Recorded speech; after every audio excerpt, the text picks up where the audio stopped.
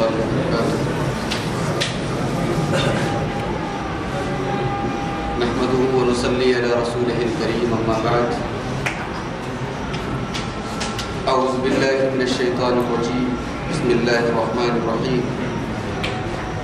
إليه يرد علم الساعة وما تخرج من ثمرات من أكمامها وما تحمل من أنثى ولا تضع إلا بعلمه ويوم يناديهم أين شركائي قالوا آذناك ما منا من شهيد.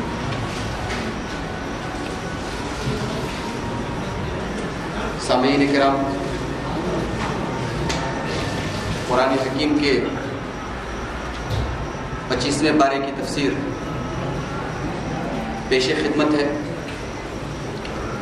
پارے کے آغاز میں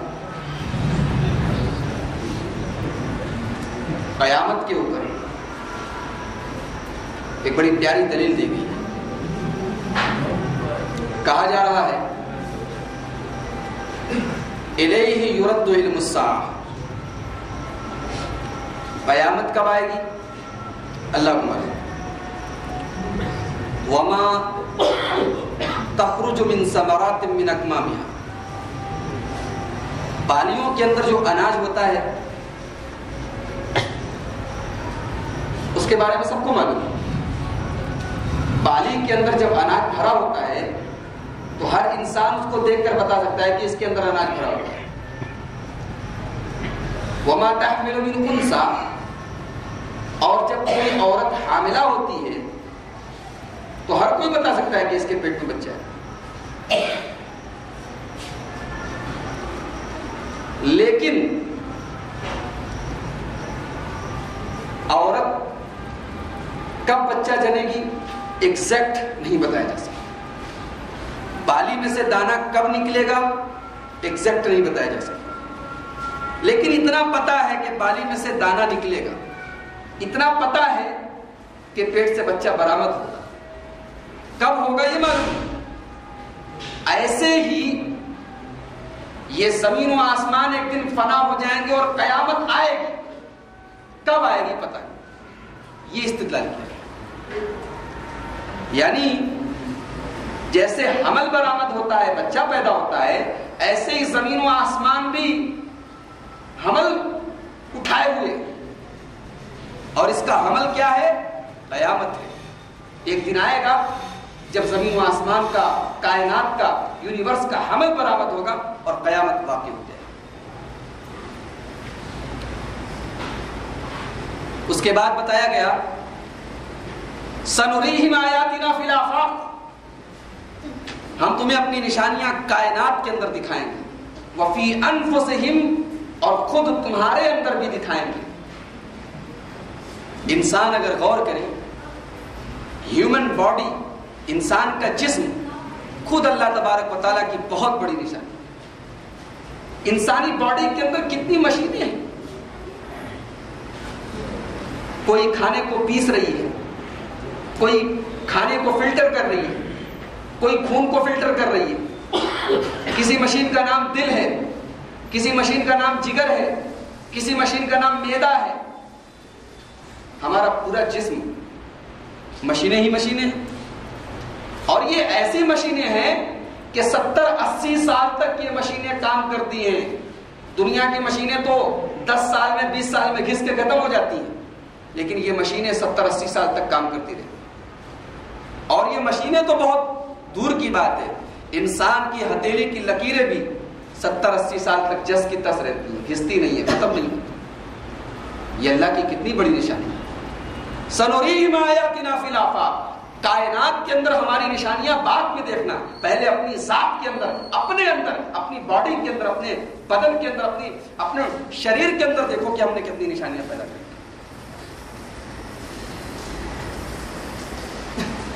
قرآن نے کہا کہ قیامت کے دن اعمال تولے جائیں،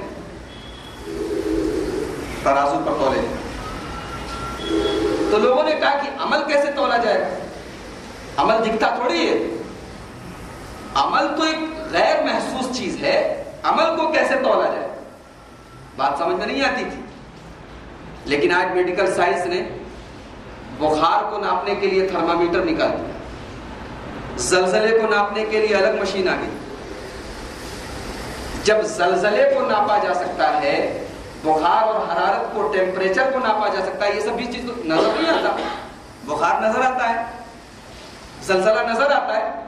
جب ان چیزوں کو ناپا جا سکتا ہے، سائنس نے ترقی کر کے یہ بتا دیا، تو یہ کون سی بعید بات ہے کہ اللہ تعالیٰ قیامت کے دن اعمال کو. تو انسانی ذہن غور کرتا رہے، اللہ تبارک و تعالیٰ کی نشانیاں سامنے آتی جائے. سنریہم آیاتنا فی الآفاق، میرے بندو ہم تمہیں اپنی نشانیاں کائنات کے اندر دکھائیں گے، وفی انفسہم، اور خود تمہارے اندر دکھائیں گے، بشرطے کہ تم غور. اس کے بعد بتایا گیا لہو ما فی السماوات و ما فی الارض،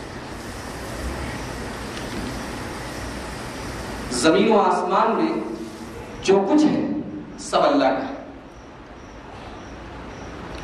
مسلم اور نان مسلم کے نظریے میں تھوڑا سا فرق ہے.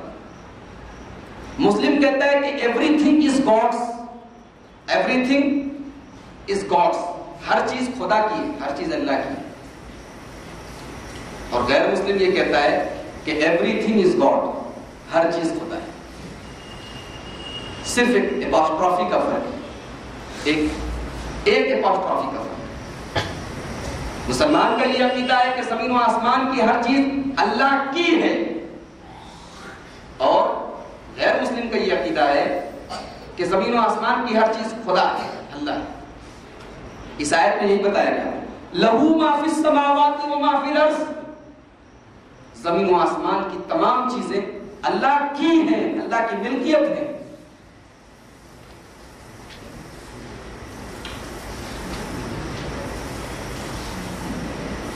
اس کے بعد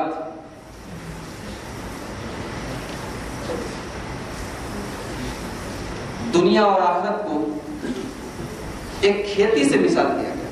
فرمایا من کان یرید حرث الآخرۃ نزد له فی حرثہ ومن کان یرید حرث الدنیا نؤتہ منها وما له فی الآخرۃ من نصیب.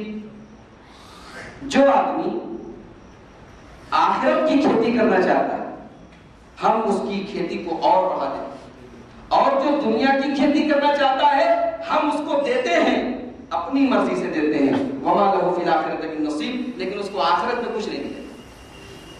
یعنی یہ بتایا جا رہا ہے کہ دنیا میں مومن اور کافر یہ دونوں دراصل کھیتی کر رہے ہیں. مومن کی کھیتی دنیا کے لیے ہے، آخرت کے لیے ہے، اور کافر کی کھیتی دنیا کے لیے. تو جو آدمی دنیا کی کھیتی کرے گا وہ دنیا کو پالے گا، لیکن جو آدمی آخرت کی کھیتی کرے گا وہ دنیا کو بھی پائے گا اور آخرت کو بھی پائے گا. اسی لیے ایک حدیث میں اللہ کے رسول نے فرمایا الدنیا مزرعۃ الآخرہ، دنیا آخرت کی کھیتی ہے. کیا مطلب؟ پھل وہاں ملے گا، مومن کو اس کی کھیتی کا پھل آخرت میں ملے گا. دنیا اس کے لیے کھیتی ہے، بیج ڈالنا، زمین تیار کرنا، پودے کے لیے محنت کرنا، یہ دنیا میں کام کرنا ہے. آخرت میں اس کو اس کی کھیتی کا پھل ملے گا.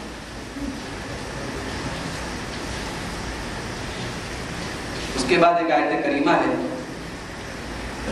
جو شیعہ حضرات کی بڑی زبردست دلیل ہے. اللہ فرماتا ہے قُلْ لَا أَسْأَلُكُمْ عَلَيْهِ أَجْرًا، اے نبی آپ کہہ دیجئے کہ میں اپنی اس توحید کی دعوت پر تم سے کوئی بدلہ نہیں مانگ رہا، کوئی اجر نہیں مانگ رہا. إِلَّا الْمَوَدَّةَ فِي الْقُرْبَى، مگر اپنے قرابت داری، اپنے رشتہ داری کی محبت مانگ رہا ہوں. شیعہ حضرات کہتے ہیں کہ اس آیت کریمہ کا مطلب یہ ہے کہ اللہ کے نبی کہنا یہ چاہتے ہیں کہ میں تم سے کچھ نہیں مانگتا، بس ایک چیز مانگتا ہوں کہ علی سے محبت کرو، فاطمہ سے محبت کرو، حسن سے محبت کرو، حسین سے محبت. اس لیے کہ اللہ کے نبی کیا کہہ رہے ہیں کہ اے نبی آپ کہہ دیجئے کہ میں تم سے کوئی اجر نہیں مانگتا، الا المودۃ فی القربى، مگر اپنی قرابت داری کا، اپنی رشتہ داری کی محبت کا. تو شیعہ حضرات کہتے ہیں کہ نبی کے رشتہ دار یہی لوگ تھے، فاطمہ، علی، حسن، حسین. پہلی بات تو یہ کہ یہ آیت کریمہ نہ بھی ہوتی تو بھی کون مسلمان ایسا ہے جو حضرت علی سے، حضرت فاطمہ سے، حضرت حسن سے اور حضرت حسین سے محبت نہیں کرتا؟ ہے کوئی مسلمان ایسا جو ان ہستیوں سے، نبی کے داماد سے، نبی کی بیٹی سے اور نبی کے پیارے نواسوں سے جو محبت نہ کرے وہ مومن ہی نہیں ہو سکتا؟ دوسری بات یہ کہ یہ آیت مکے میں اتری ہے، ابھی تو حضرت علی اور حضرت فاطمہ کی شادی بھی نہیں ہوئی ہے، ابھی تو حضرت حسن حسین پیدا بھی نہیں ہوئے۔ حضرت حسن 3 ہجری میں، حضرت حسین 5 ہجری میں پیدا ہوئے۔ جب وہ پیدا ہی نہیں ہوئے تو یہ کہنا کہ اے نبی آپ کہہ دیجئے کہ میں تم سے حسن حسین کی، علی کی اور فاطمہ کی محبت مانگتا ہوں، تو بیکار بات ہے، کا کوئی مطلب نہیں رہ جاتا۔ تو پھر اس آیت کا مطلب کیا ہے؟ اس آیت کا مطلب یہ ہے کہ اے نبی آپ کہہ دیجئے میں تم سے کچھ نہیں مانگتا، میں تم کو توحید کی دعوت دے رہا ہوں، میں تم سے کوئی اجرت، کوئی کمیشن، کوئی پیسہ، روپیہ، حکومت، کرسی کچھ نہیں مانگتا، الا المودۃ فی القربى، مگر میں جو تم کو توحید کی دعوت دے رہا ہوں تو مجھے ستاؤ مت۔ ارے میں تمہاری خاندان کا ایک انسان ہوں، میں بھی قریش قبیلے کا ہوں، میں بھی عبد المطلب کا پوتا ہوں، میں بھی عبداللہ کا بیٹا ہوں، میں ہوں تو تمہارا رشتہ دار نا، مجھے تکلیف تو مت پہنچاؤ، مجھے ایذا تو مت پہنچاؤ، اس رشتہ داری کا تو خیال رکھو، الا المودۃ فی القربى، اس قرابت داری کا، اس رشتہ داری کا تو خیال رکھو۔ یہ معنی ہے اس آیت کا، اور وہ معنی جو شیعہ حضرات لیتے ہیں اس معنی کے لینے میں کئی چیزیں گڑبڑ ہو جائیں، اس لیے کہ دنیا میں جتنے نبی آئے قرآن اٹھا کے دیکھیے، سارے نبیوں نے یہی کہا لا اسألکم علیہ اجرا، میں تم سے کوئی اجرت نہیں مانگتا، کوئی بدلہ نہیں مانگتا۔ تو سوال پیدا ہو جائے کہ سارے نبیوں نے تو کوئی بدلہ نہیں مانگا اور ہمارے نبی کہہ رہے ہیں کہ نہیں ہمارے اہل بیت سے محبت کرو تب ہم تمہیں دین کی توحید کی دعوت دیں گے۔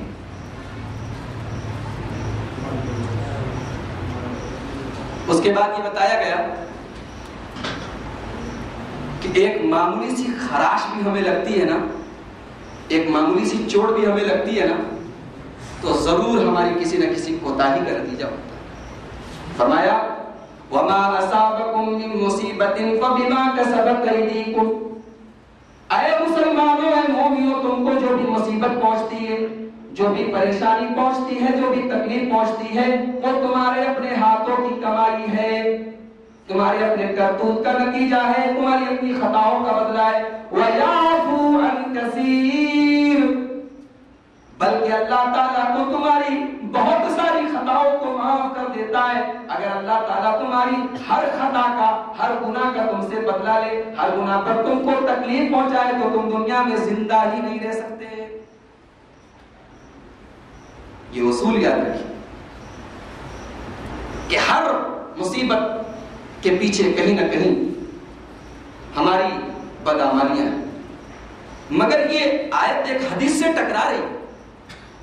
ایک حدیث میں اللہ کے نبی نے فرمایا کہ مومن کو ایک کانٹا بھی چبھتا ہے، مومن بیمار ہوتا ہے، مومن کو ایک کانٹا بھی چبھتا ہے، مومن کو تکلیف پہنچتی ہے تو اللہ تعالیٰ اس کے ذریعے اس کے گناہوں کو معاف کرتا ہے اور اس کے درجات کو بلند کرتا ہے۔ یہ بخاری شریف کی حدیث ہے، اور یہ آیت یہ کہہ رہی ہے کہ تمہیں جو بھی تکلیف پہنچتی ہے وہ تمہارے گناہوں کا نتیجہ ہے۔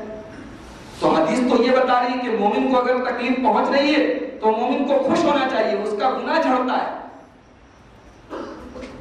دونوں کے بیچ میں ٹکراؤ ہو رہا ہے۔ آیت اپنی جگہ صحیح ہے، حدیث اپنی جگہ صحیح ہے۔ آیت کے اندر یہ بتانے کی کوشش کی گئی ہے کہ انسان سے جب بھی کوئی گناہ ہو تو انسان اپنے آپ کو ٹٹولے، اپنا جائزہ لے، اپنے گریبان میں جھانکے کہ میں نے اللہ تعالیٰ کی شان میں کون سی کمی کر دی، کون سی گستاخی کر دی، کون سی کوتاہی کر دی، کون سی خطا کر دی، کون سے اللہ کے حکم کو میں نے نہیں مانا۔ اور حدیث کا مطلب یہ ہے کہ جب تکلیف پہنچ جائے بندہ صبر کرے، بندہ برداشت کرے، بندہ اللہ تعالیٰ کا شکر پھر بھی ادا کرتا رہے، تو صبر کے بدلے میں اللہ تعالیٰ اس کے گناہوں کو معاف کرے گا اور اس کے درجات کو بلند کرے گا۔ کلیئر ہے؟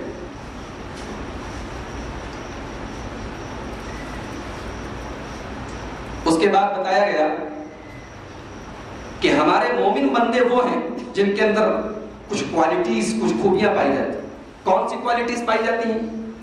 پہلی خوبی للذین آمنوا ایمان ہونا چاہیے. ایمان کے بغیر سب بیکار ہے. ایمان تو بنیاد ہے نا، جڑ ہے. وَعَلَىٰ رَبِّهِمْ يَتَوَكَّلُونَ.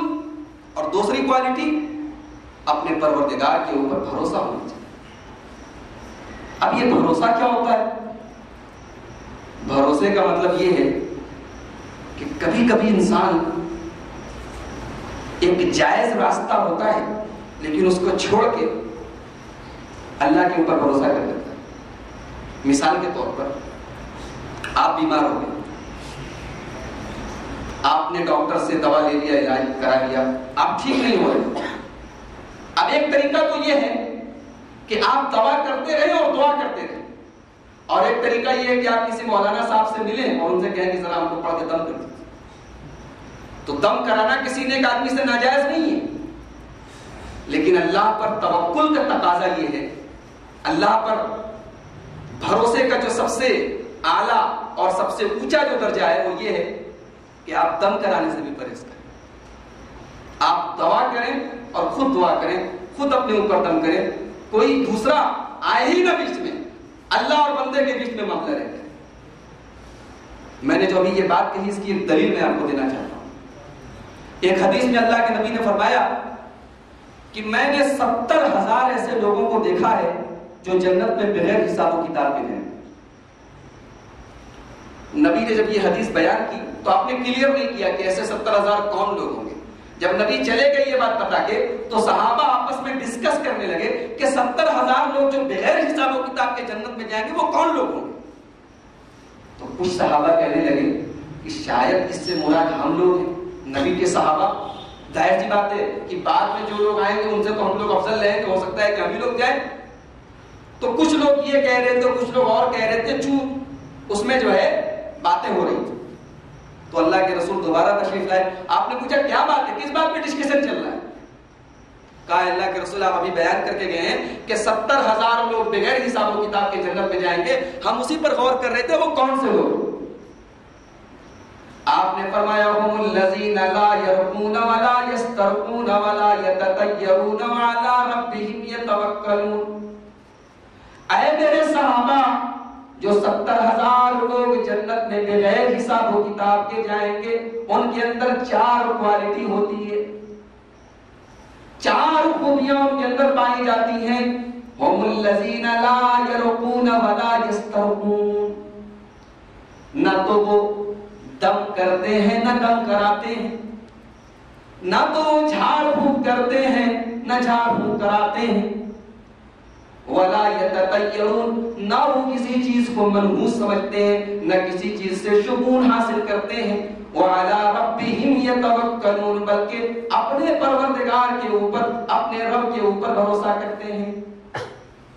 تو اس حدیث کا یہ مطلب نہیں ہے کہ جائز دم کرنا اور کرانا یہ غلط ہے، حرام.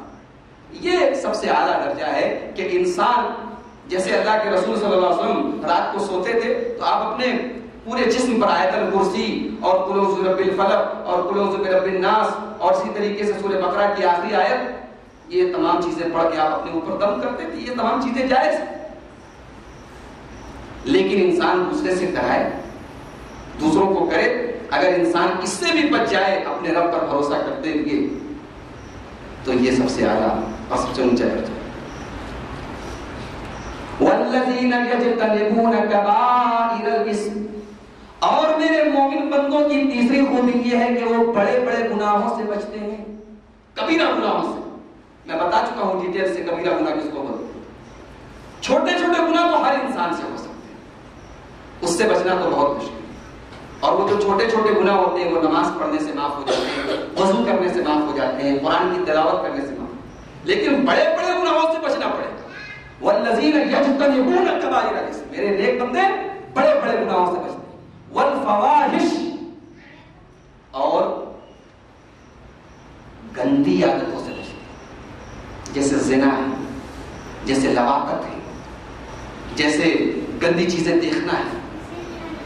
یہاں سوال یہ پیدا ہوتا ہے کہ جب کبائر الاسم کہہ دیا، بڑے بڑے گناہ کہہ دیا، تو بڑے بڑے گناہ میں تو زنا آ گیا، بڑے بڑے گناہ میں تو گندی چیزیں آ گئی. یہ الگ سے کیوں ذکر کیا؟ الگ سے ذکر کر کے یہ بتانا مقصد ہے کہ بڑے بڑے گناہوں میں بھی یہ جو گندے کام ہیں یہ زیادہ خراب ہے، یہ زیادہ خطرناک ہے۔ والذین یجتنبون کبائر الاسم، میرے نیک بندے بڑے بڑے گناہوں سے بچتے ہیں، والفواحش، اور گندے کاموں سے بچتے ہیں۔ وَإِذَا مَا غَضِبُوا هُمْ يَغْفِرُونَ، اور میرے نیک بندے جب غصہ ہوتے ہیں، جب ان کو کسی کے اوپر غصہ آتا ہے تو معاف کر دیتے ہیں، یعنی اخلاق بہت اچھا ہوتا ہے۔ ایک حدیث میں اللہ کے نبی نے فرمایا پہلوان وہ نہیں ہے جو دوسروں کو پٹک دے، بہادر وہ نہیں ہے جو دوسروں کو کشتی میں پٹک دے، پچھاڑ دے۔ لیس الشدید بالسرعہ، پہلوان وہ نہیں ہے، انما الشدید الذی یملک نفسہ عند الغضب، پہلوان تو وہ ہے، طاقتور تو وہ ہے، بہادر تو وہ ہے جو غصے کے ٹائم اپنے آپ کو کنٹرول کرے۔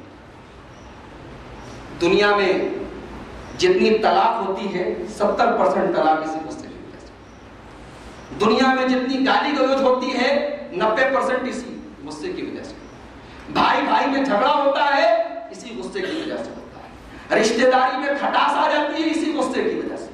تو اللہ کے نیک بندے غصے کے ٹائم اپنے آپ کو کنٹرول کریں۔ والذین استجابوا لربہم، اور اللہ کے نیک بندے اپنے رب کے حکم پر جھک جاتے ہیں۔ اللہ کا حکم آتا ہے یہ کہتے ہیں آمنا، اللہ کا حکم آتا ہے یہ فوراً مان لیتے ہیں، اور جب اللہ کا حکم مان لیتے ہیں تو اللہ کا سب سے پہلا حکم کلمہ پڑھنے کے بعد کیا ہے؟ نماز ہے۔ تو آگے فرمایا وَأَقَامُوا الصَّلَاةَ، نماز قائم کریں۔ اللہ کا کوئی حکم مانے اور نماز قائم نہ کرے یہ نہیں ہو سکتا۔ اللہ کا جو لوگ حکم مانیں گے سب سے پہلے تو وہ نماز قائم کریں۔ اور آگے فرمایا کہ وَأَمْرُهُمْ شُورَىٰ بَيْنَهُمْ، اور اللہ کے نیک بندوں کا آپس میں کام مشورے سے ہوتا ہے۔ ان کے یہاں ڈکٹیٹرشپ نہیں ہوتی کہ ہم نے جو کہہ دیا بس وہی، آپس میں مشورہ کر کے معاملہ طے کرتے ہیں۔ لیکن وہ ہمارے ہندوستان کے لوک تنتر کی طرح بھی نہیں ہوتا کہ ایک رکشہ چلانے والے کا ووٹ، ایک بی اے پاس آدمی کا ووٹ، ایک ڈاکٹر کا ووٹ، ایک وکیل کا ووٹ، ایک جاہل اور ان پڑھ آدمی کا ووٹ سب کا برابر ہوتا ہے۔ حکومت بنانے کے سلسلے میں سب کی رائے برابر ہے۔ اسلام ایسی جمہوریت کا قائل نہیں۔ علامہ اقبال نے ایسی جمہوریت کا مذاق اڑاتے ہوئے کہا تھا جمہوریت ایک طرز حکومت ہے کہ جس میں جمہوریت ایک طرز حکومت ہے کہ جس میں بندوں کو گنا کرتے ہیں، تولا نہیں کرتے۔ اس میں لوگ گنتی کرتے ہیں کہ بیجاپور کے اندر 1 لاکھ ووٹ ہیں، تولا نہیں جاتا کہ کتنے 1 لاکھ میں سے کتنے لوگ ایسے ہیں جن کو اس سے مطلب ہے کہ بی جے پی کی حکومت آئے گی تو کیا ہوگا، کانگریس کی حکومت آئے گی تو کیا ہوگا۔ یہی وجہ ہے کہ ہمارے یہاں شراب بھی الیکشن کے موقع پر بڑھتی ہے، پیسے بھی بڑھتے ہیں۔ جب گنتی ہی مقصد ہو تو کچھ بھی ہو سکتا ہے نا۔ تو اسلام کے اندر جمہوریت نہیں، اسلام کے اندر شورائیت ہے، مشورے سے کام ہونا چاہیے۔ اب مشورے کا کیا مطلب؟ ہر آدمی مشورہ دے، رکشہ چلانے والا بتائے کہ حکومت کیسے چلے گی، جس کو کچھ آتا جاتا نہیں ہے، خالی کھانا پینا اس کا کام ہے، وہ بھی مشورہ دے رہا ہے۔ مشورے کا مطلب یہ کہ جو اس لائق ہو کہ مشورہ دے۔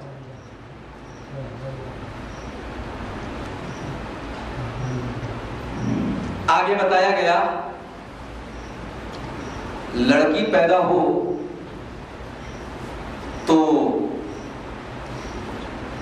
ناراضگی نہیں کرنا چاہیے۔ ہمارے ایک رشتہ دار تھے، ان کو اللہ تعالیٰ نے 4 لڑکی دی۔ جب 5ویں بار لڑکی پیدا ہوئی اور نرس نے آ کر ان کو بتایا کہ مبارک ہو آپ کو بیٹی ہوئی ہے، بڑے غصے میں انہوں نے نرس کو گالی دی، بولے 4 کو جھیل رہا ہوں، 5ویں کی خبر دے کر آئی۔ یعنی آج کے اس ایڈوانس ماڈرن پڑھے لکھے ایجوکیٹڈ ماحول میں بھی بیٹی ماں باپ کے لیے بوجھ ہے۔ اللہ نے قرآن میں 1400 سال پہلے کا نقشہ کھینچتے ہوئے فرمایا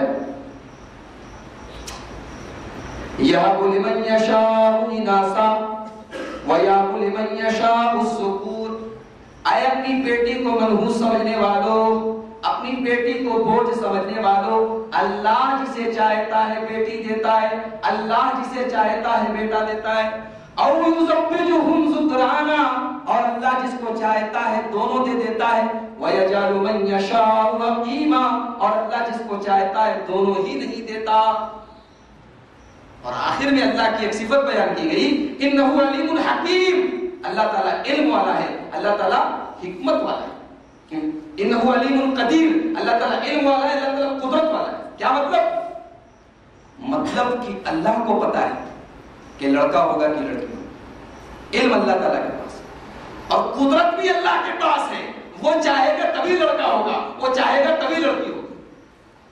اور اس آیت میں ایک بڑے پوائنٹ کی بات آپ کو بتاؤں، اللہ نے شروعات لڑکی سے کی۔ اللہ نے پہلے لڑکی کا نام کیا کہا؟ یہب لمن یشاء اناثا، اللہ جس کو چاہتا ہے لڑکی دیتا ہے، ویہب لمن یشاء الذکور، اور اللہ جس کو چاہتا ہے لڑکا دیتا ہے۔ پہلے لڑکی کا ذکر کیا، اسی لیے علماء لکھتے ہیں مجھے جب لڑکی پیدا ہوئی تو میں نے اپنے ایک استاد کو فون پر مبارکباد دی، تو میں نے ان کو بتایا کہ مجھے بچی پیدا ہوئی، تو انہوں نے یہی آیت مجھے پڑھ کے بتایا، کہا دیکھیے اگر عورت کے پیٹ سے پہلی بار پہلوٹھی کا، جس کو ہم لوگ پہلوٹھی بولتے ہیں، پتہ نہیں آپ کیا کیا بولتے ہیں، اگر پہلی اولاد اگر لڑکی ہو تو یہ مبارک ہے، اس لیے کہ قرآن میں پہلے لڑکی کا ذکر کیا ہے۔ اللہ جس کو چاہتا ہے لڑکی دیتا ہے، بعد میں لڑکے کا ذکر کیا ہے۔ خوش نصیب ہے وہ لوگ جنہیں پہلی اولاد لڑکی ہوئی۔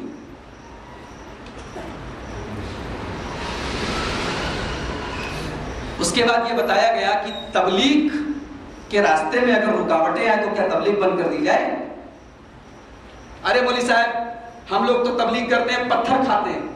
ارے تیری کیا حیثیت ہے؟ اللہ کے نبی حضرت نوح علیہ السلام 950 سال تک تبلیغ کرتے رہے اور ان کے اوپر ایمان لانے والے مٹھی بھر لوگ تھے۔ تو تبلیغ کے راستے میں اگر رکاوٹیں آئیں تو تبلیغ کو نہیں روکنا چاہیے۔ اللہ نے فرمایا أَفَنَضْرِبُ عَنْكُمُ الذِّكْرَ صَفْحًا أَن كُنتُمْ قَوْمًا مُسْرِفِينَ، تم لوگ میری بات نہیں مان رہے ہو، تم لوگ حد سے تجاوز کر رہے ہو، تم لوگ میرے اوپر ظلم کر رہے ہو، تو کیا میں دین کی تبلیغ کرنا چھوڑ دوں؟ میں قرآن کو بیان کرنا چھوڑ دوں؟ اللہ نے اپنے نبی سے کہا نہیں، بیان کرتے رہو۔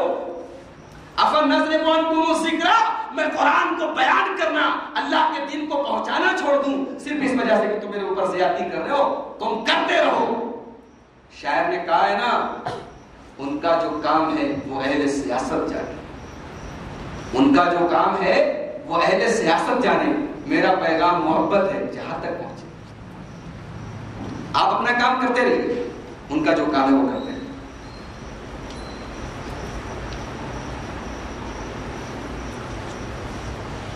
مکہ کے لوگ ایک بار اللہ کے رسول سے کہنے لگے کہ اللہ کو رسول ہی بنانا تھا تو کسی ارب پتی کو بناتا نا، آپ کو کیوں بنایا؟ مکے میں ایک سے ایک ارب پتی لوگ بیٹھے ہیں، بڑے بڑے گورنر لوگ ہیں، بڑے بڑے سردار لوگ ہیں، ان کو اللہ نے نبی نہیں بنایا، آپ کو نبی بنا دیا۔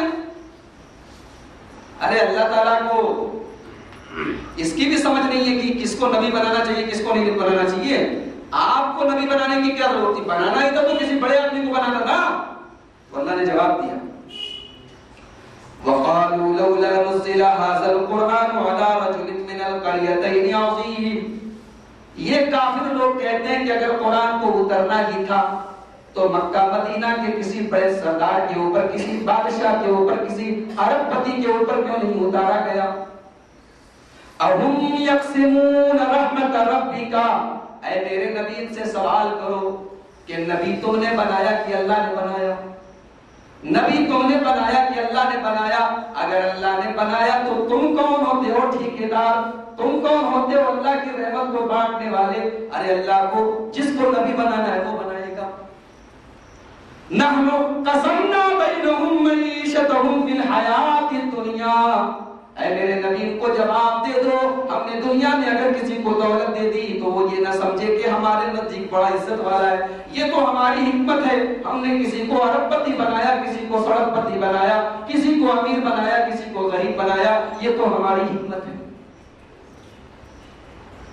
جانتے ہیں کمیونسٹ لوگ یہ بولتے ہیں کہ ایک لیبر کلاس آدمی کی بھی وہی سیلری ہونی چاہیے جو ایک ڈاکٹر کی، ایک وکیل کی، ایک پڑھے لکھے انسان کی۔ لیبر کلاس اور پڑھا لکھا، لیبر کلاس اور اونچا عہدیدار آدمی دونوں برابر ہیں۔ اسلام اس بات کو ایکسپٹ نہیں کرتا۔ اسلام یہ کہتا ہے کہ یہ اللہ کی حکمت ہے کہ ایک لیبر کلاس کا آدمی ہے، ایک اونچے کلاس کا آدمی ہے۔ امیر آدمی کو غریب کی محنت کی ضرورت ہے اور غریب آدمی کو امیر کی دولت کی ضرورت ہے۔ اگر اللہ تعالیٰ سب کو امیر بنا دیتا تو دنیا کا نظام درہم برہم ہو جاتا، زمین میں بغاوت پھیل جاتی، فساد پھیل جاتا. اور جہاں بھی کمیونسٹ کا نظام ہے وہاں سکون نہیں، کیونکہ جب یہ رہے گا کہ لیبر کلاس کا آدمی بھی اتنی ہی سیلری پائے گا جتنی ایک ڈاکٹر پائے گا، جتنی ایک انجینئر پائے گا، جتنی ایک وکیل پائے گا، تو کون ڈاکٹر بنے گا بھائی؟ کون انجینئر بننا پسند کرے گا؟ جب ہم کو اتنی ہی سیلری ملے گی تو کیا ضرورت ہے ہمیں اتنی محنت کرنے کی، 10 گھنٹہ پڑھائی کرنے کی، 18 گھنٹہ پڑھائی کرنے کی؟ ہمیں کوئی ضرورت نہیں. یہاں اللہ تعالیٰ اس مصلحت کو ذکر کر رہا ہے کہ ہم نے تقسیم کیا ہے دولت، ہم نے، یہ ہماری حکمت ہے، یہ ہماری مصلحت ہے کہ کوئی امیر ہے کوئی غریب ہے. ہم نے کسی کو امیر بنایا تو وہ یہ نہ سمجھے کہ ہماری نظر میں وہ اونچا ہے. ہم نے اسے امیر اس لیے بنایا تاکہ اپنی دولت کو وہ غلط طریقے سے نہ استعمال کرے، غریبوں کا حق بھی ہو، غریبوں کا کے حق کا بھی خیال رکھے. اب یہیں پر تھوڑی تکلیف دہ بات ہے لیکن میں کہنا چاہتا ہوں، بیجاپور کے اندر مجھے آئے ہوئے آج تقریباً 27-28 دن ہو رہا ہے. اچھا ماحول ہے یہاں کا. رمضان میں میں نے یہاں دیکھا کہ روزانہ کہیں نہ کہیں دعوت ہے، روزے داروں کی دعوت ہے. اللہ کے نبی نے روزے دار کو افطار کرانے کی فضیلت بیان کی. آپ نے فرمایا من فطر صائما فلہ مثل اجر الصائم. جس نے روزے دار کا روزہ کھلوایا اور بیجاپور کی زبان میں چھوڑوایا، یہاں روزہ چھوڑا جاتا ہے نا، تو جس نے روزے دار کا روزہ افطار کروایا اس کو روزے دار کے برابر ثواب ملتا ہے. ہمارے یہاں یو پی وغیرہ میں یہی رواج ہے کہ لوگ روزے دار کا روزہ افطار کرواتے ہیں. مسجد میں افطاری بھیج دیا، یا کوئی غریب آدمی ہے یا کوئی روزے دار دوستوں کی دعوت کرتی، روزے دار ہے چاہے غریب ہو چاہے امیر ہو، اس کو افطار کراتے. یہاں میں دیکھتا ہوں کہ افطار کا اہتمام نہیں ہے لیکن دعوت کا اہتمام بہت ہے. اور میں سمجھتا ہوں کہ کروڑوں روپیہ سالانہ صرف بیجاپور کا نہیں، اگر پورے ساؤتھ میں یہی ماحول ہے تو یہ صرف دعوتوں میں خرچ ہو جاتا ہے. دعوت دینا، دعوت کرنا ایک اچھی چیز ہے، اسلام نے اس کو اچھا کہا ہے، لیکن یہ کوئی ایسا کام نہیں کہ اس کو رمضان میں کیا جائے تو اس پر ثواب ملے گا. ثواب کسی بھوکے کو کھانا کھلانے پر، ثواب روزے دار کے روزہ افطار پر ہے.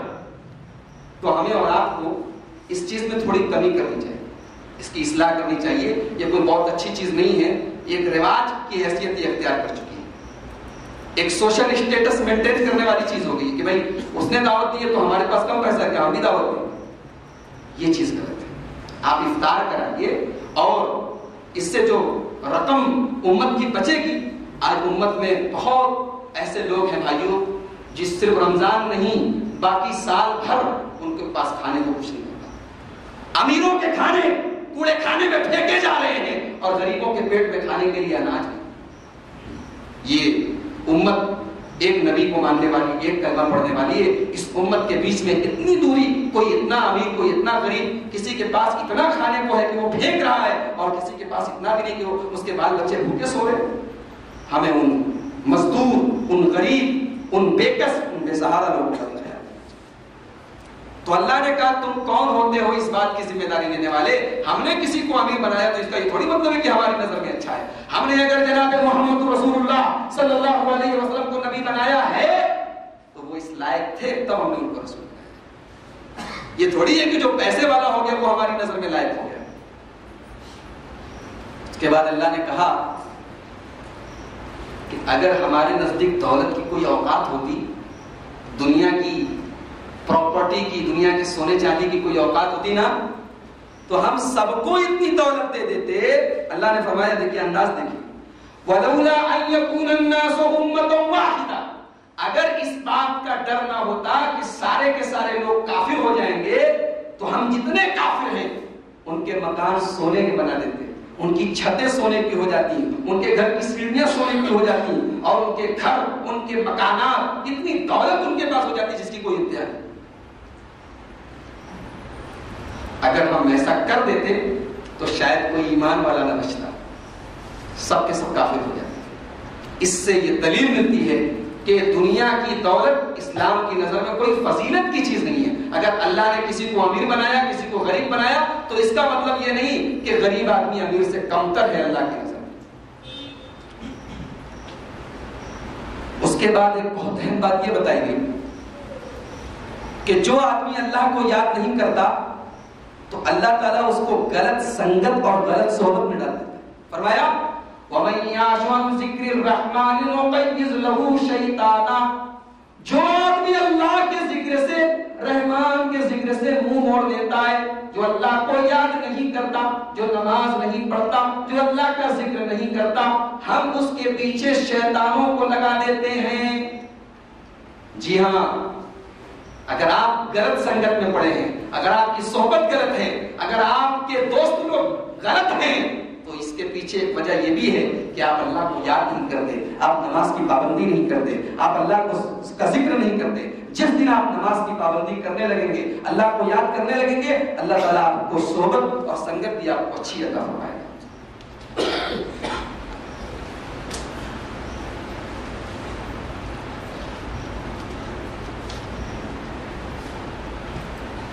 اس کے بعد یہ بتایا گیا کہ دنیا میں ایک دوسرے کا ساتھ دینے والے جگری دوست لوگ قیامت کے دن ایک دوسرے سے پلہ جھاڑ دیں گے. فرمایا الاخلاء یومئذ بعضهم لبعض عدو الا المتقین. قیامت کے دن صرف متقی لوگ ایک دوسرے کے کام آئیں گے. دنیا میں جو 24 گھنٹے آپ کے ساتھ رہتا تھا، آپ کا جگری یار تھا، آپ کا جگری دوست تھا، قیامت کے دن آپ کے کوئی کام نہیں آئے گا. کوئی کام آئے گا اگر تو متقی اور پرہیزگار لوگ ایک دوسرے کے کام آئیں گے. تو یہ کوشش کیجیے کہ متقی اور پرہیزگار نیک لوگوں کو اپنا ساتھی بنائیں.